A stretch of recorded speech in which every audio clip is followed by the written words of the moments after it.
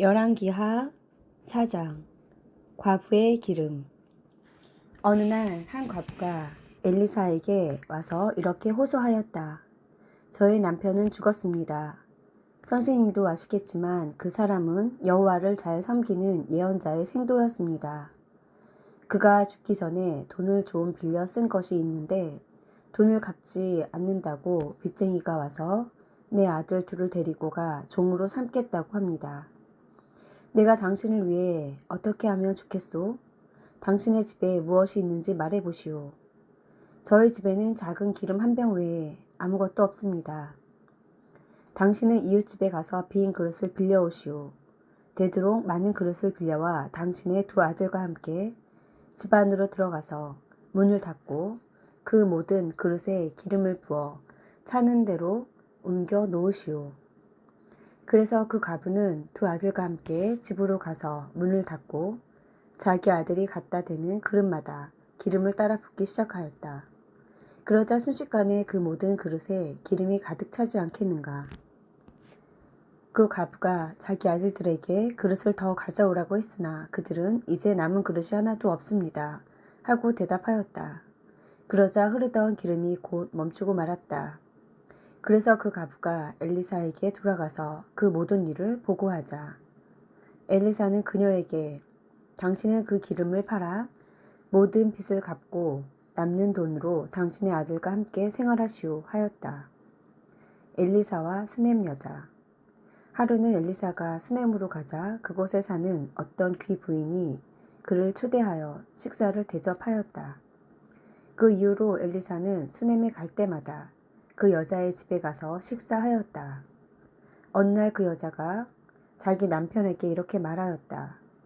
나는 우리 집에 와서 가끔 식사하는 이 사람이 거룩한 하나님의 사람이라고 생각합니다. 옥상에 작은 방 하나를 만들어 침대와 탁자와 의자와 등을 들여놓고 그가 올 때마다 쉬어가게 합시다.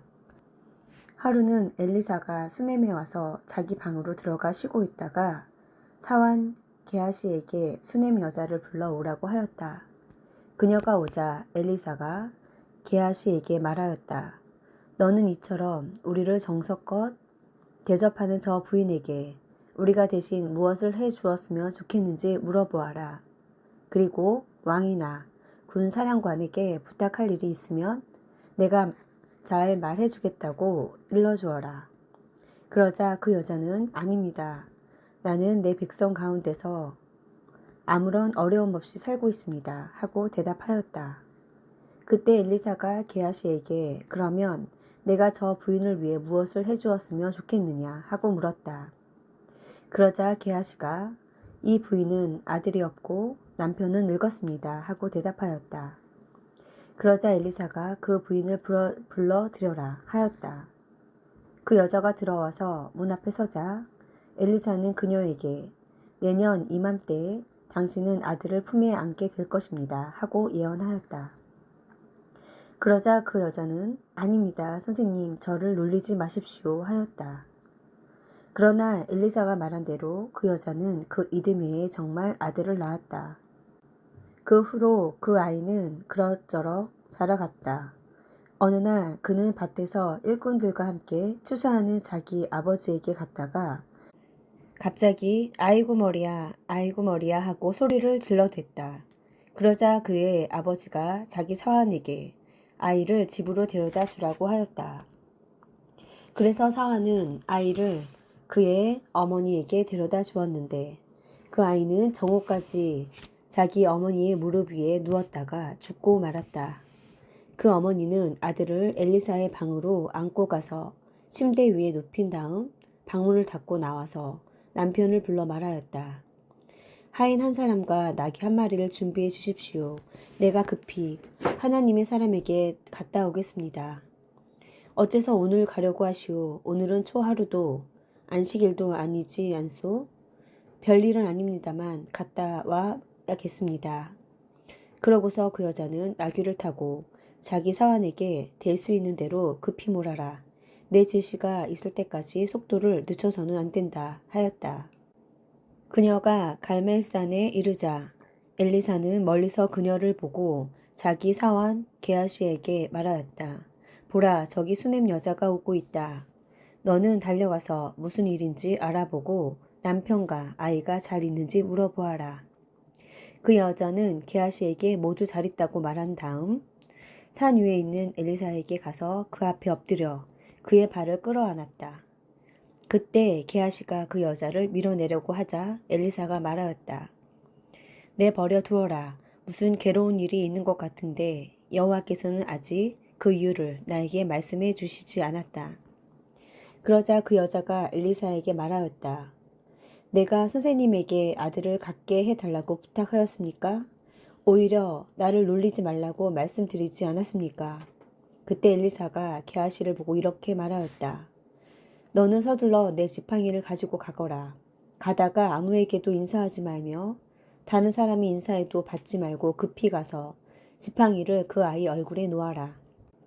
그러자 그 여자가 엘리사에게 내가 여호와의 이름으로 맹세하지만 선생님이 살아계시는 한 나는 선생님을 떠나지 않을 것입니다. 하자 엘리사는 하는 수 없이 그녀를 따라갔다. 게하시가 앞서 가서 엘리사의 지팡이를 그 아이 얼굴에 놓았으나 살아날 기색이 전혀 보이지 않았다. 그래서 그는 엘리사에게 돌아와서 아이가 깨어나지 않습니다. 하였다. 엘리사가 도착하여 들어가 보니 아이가 침대 위에 죽어 있었다. 그는 문을 닫고 여호와께 기도한 다음 자기 입과 눈과 손을 그 아이의 입과 눈과 손에 맞대어 엎드렸다. 그러자 그 아이의 몸이 점점 따뜻해지기 시작하였다. 엘리사는 침대에서 내려와 방 안을 이리저리 걸어다니다가 다시 올라가서 그 아이 위에 엎드렸다. 그러자 그 아이는 재채기를 7번 하고 눈을 떴다. 그때 엘리사는 게하시를 불러 그 아이의 어머니를 데려오라고 하였다. 그녀가 돌아오자 엘리사는 당신의 아들을 데려가시오 하였다. 그러자 그 여자는 엘리사의 발 앞에 엎드려 절한 다음 아들을 안고 밖으로 나갔다. 국솥의 독소가 제거된 기적. 한때 온 땅에 기근이 들었을 때 엘리사는 길갈로 돌아가서 예언자의 생도들을 가르치고 있었다. 어느 날 그는 자기 사환에게 큰 솥을 걸고 생도들을 위해 국을 끓이라고 지시하였다. 그때 생도 중 한 사람이 국거리를 캐려고 들에 나갔다가 야생 덩굴에서 들 외를 따가지고 돌아와 국솥에 썰어 넣었으나 거기에 독소가 들어있는 것을 아무도 알지 못하였다. 그러나 예언자들의 생도들이 국을 퍼다 먹다가 엘리사에게 국에 독이 들었습니다 하고 외쳤다. 그래서 엘리사가 곡식가루를 조금 가져오게 하여 그것을 솥에 던져놓고 다시 퍼다 먹게 했더니 아무런 해가 없었다. 100명을 먹인 기적.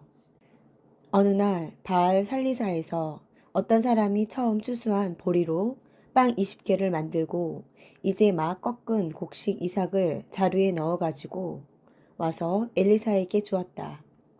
그러자 그는 자기 사환에게 그것을 예언자의 생도들에게 갖다 주어 먹게 하라고 지시하였다. 그러나 그 사환이 이것을 가지고 어떻게 100명을 먹일 수 있겠습니까? 하자 엘리사가 대답하였다. 가져가서 먹여라. 여호와께서는 그들이 충분히 먹고 남을 것이라고 말씀하셨다. 그래서 그는 그 음식을 가져다가 생도들에게 먹였는데 여호와의 말씀대로 그들이 다 먹고도 남았다.